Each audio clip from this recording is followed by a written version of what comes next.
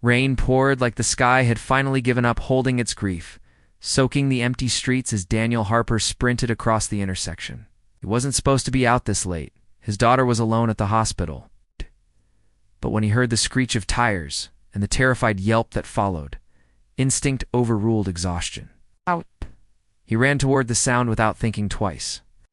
A black sedan had spun halfway onto the curb. Its headlights flickered against the rain. In front of it, a golden retriever lay trembling, one paw twisted unnaturally. The driver's door flew open, and a sharply dressed woman stepped out, panic breaking through her composed exterior. "Bella," she cried, dropping to her knees in the water. Daniel was already beside the dog. "She's breathing," he said firmly, placing gentle hands along the animal's ribs. Years of factory work had roughened his palms, but his touch was careful. The dog whimpered, trying to lift her head. "We can't leave her here. She needs a vet now." His voice carried urgency, not fear. The woman hesitated only a second before nodding. "Dan!" she ordered, scrambling back to the driver's seat. Daniel lifted the dog into his arms, ignoring the pain in his shoulder. The car smelled of leather and expensive perfume, but Bella's soft cries filled the space. Rain streaked down the windshield like racing tears. They sped through red lights. The woman gripped the steering wheel, her knuckles pale. "She's all I have," she whispered, almost to herself. Daniel didn't respond immediately. He understood that tone, the kind that carried loneliness beneath power. "She's strong," he said finally. "Dogs fight harder than we think." At the emergency veterinary clinic, Daniel carried Bella inside while the woman barked urgent instructions at the staff.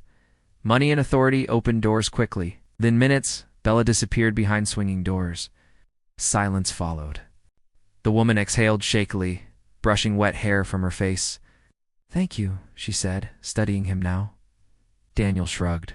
Anyone would have done it, but that wasn't true. Most cars had driven past.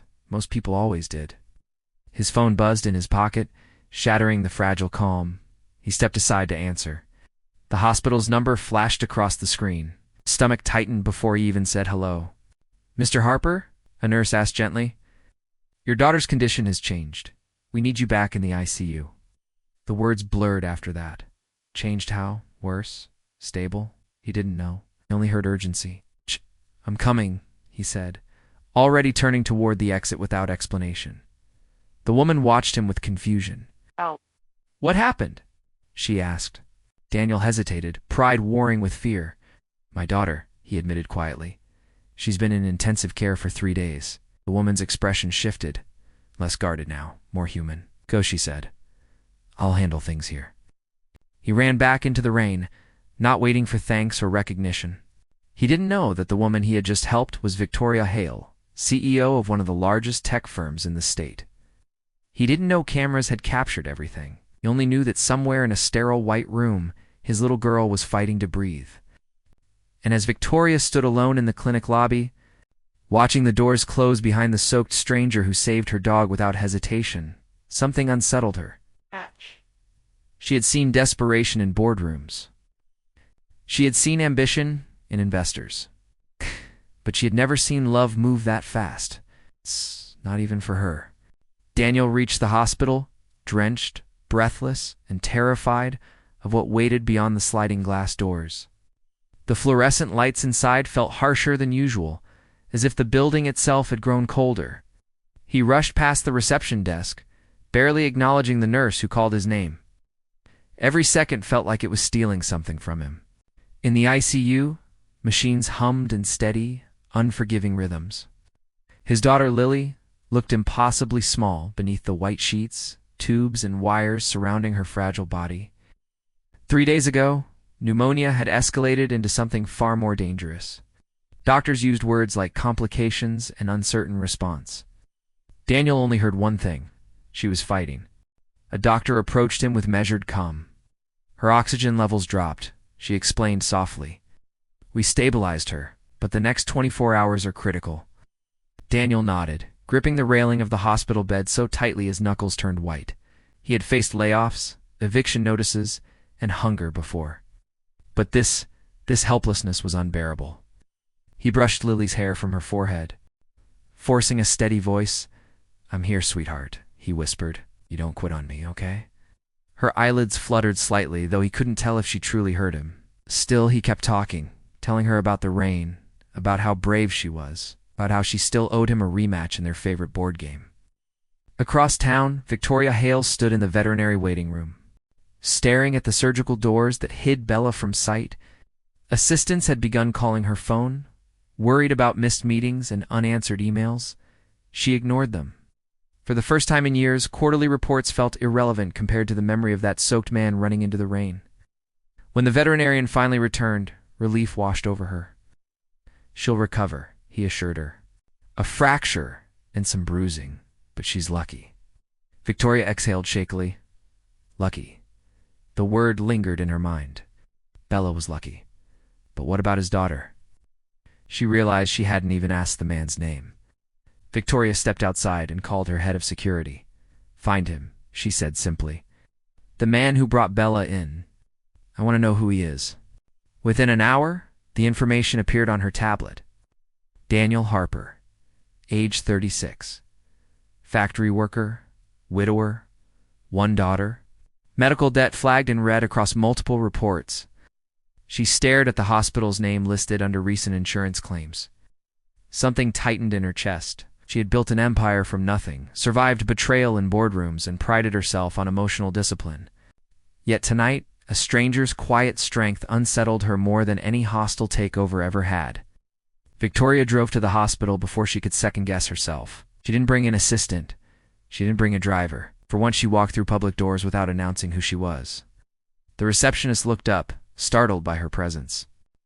But Victoria simply asked for directions to the ICU. When she reached the corridor, she saw him immediately. Daniel sat beside Lily's bed, shoulders slumped, still wearing damp clothes that clung to his skin. He hadn't thought about changing. He hadn't thought about anything but his daughter. Victoria slowed her steps, suddenly unsure why she had come. Then she saw Lily's face, pale, fragile, surrounded by machines. And something inside Victoria shifted in a way she didn't recognize. The man who had saved her dog without hesitation was sitting alone, facing a battle he couldn't fight with his hands. For the first time in years, power felt useless, and compassion felt necessary. She stepped forward quietly. "Mr. Harper," she said. Daniel looked up. Recognition flickered in his tired eyes. And in that sterile hospital room, two completely different worlds collided. Daniel stood abruptly when he saw her, instinctively wiping his hands on his damp jeans, as if he needed to apologize for something. "Your dog," he said first, because that felt safer than asking why a woman like her was standing in his daughter's ICU room. "Is she okay?" Victoria nodded gently. "Bella will recover." She paused, glancing at Lily. "I came to say thank you, properly." Her voice, usually sharp in boardrooms, was softer now, almost cautious. She wasn't used to entering spaces where money didn't command immediate control. Daniel gave a small shrug. "You don't have to thank me. She needed help." His eyes drifted back to Lily, that's all. The simplicity of his answer unsettled Victoria more than any dramatic speech could have. He had expected nothing in return.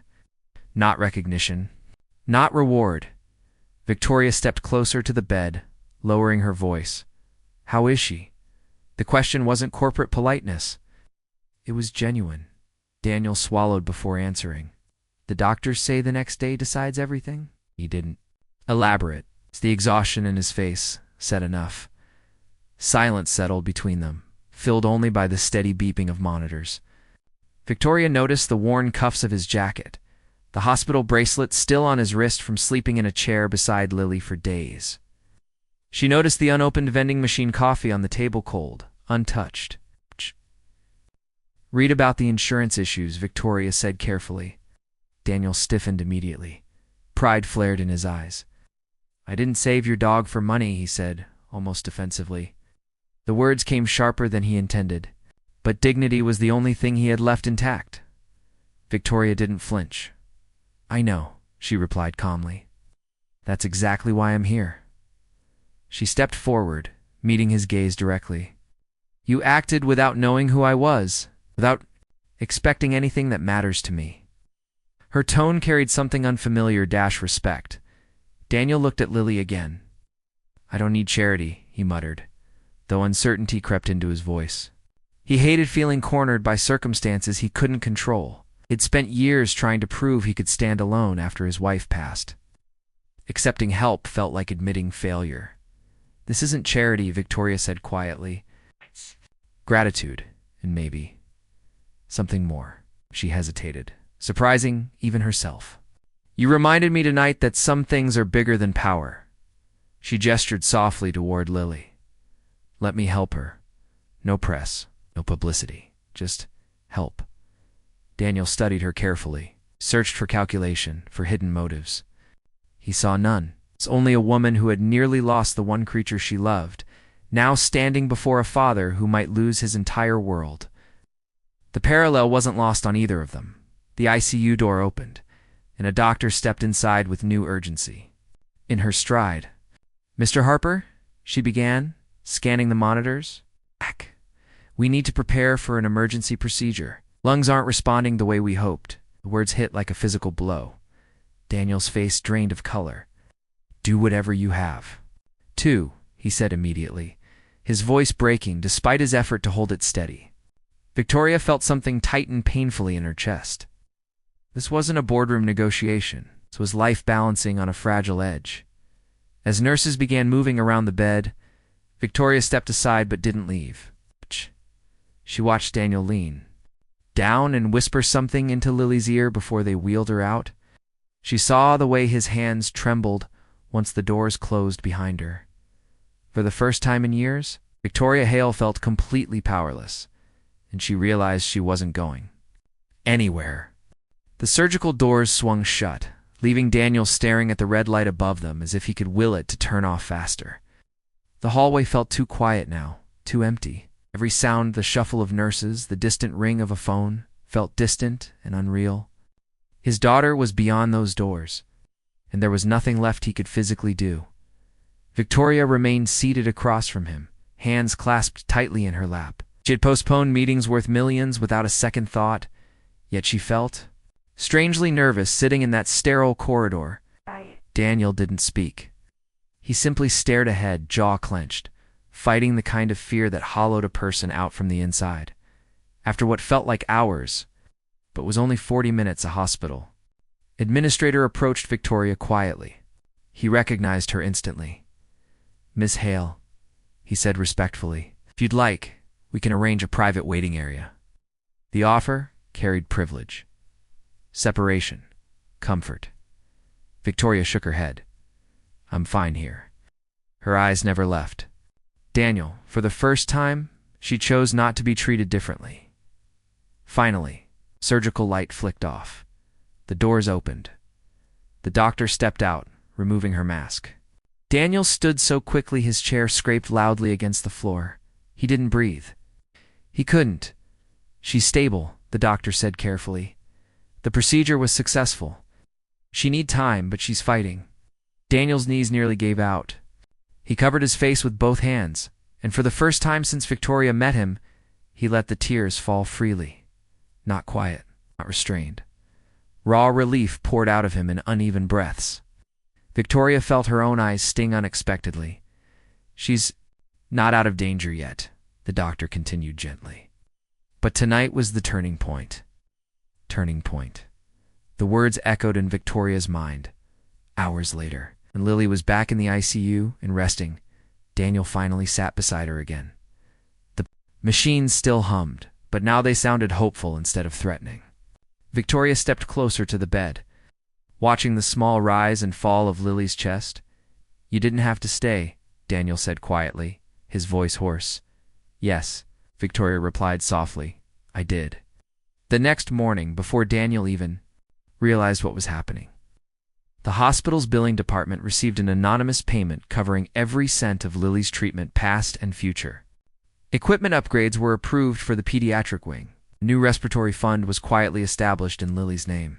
Daniel only discovered part of the truth. When the administrator informed him that his outstanding balance was gone, there must be a mistake, he insisted. But there wasn't. He turned to Victoria, who stood by the window watching the sunrise spill warm light into the room. You did this, he said. She didn't deny it. You saved someone I love, she replied simply. Let me save someone you love. Daniel looked at Lily, then back at Victoria. His pride had always been armor, but armor didn't save lives. Love did, and sometimes accepting help was its own kind of strength.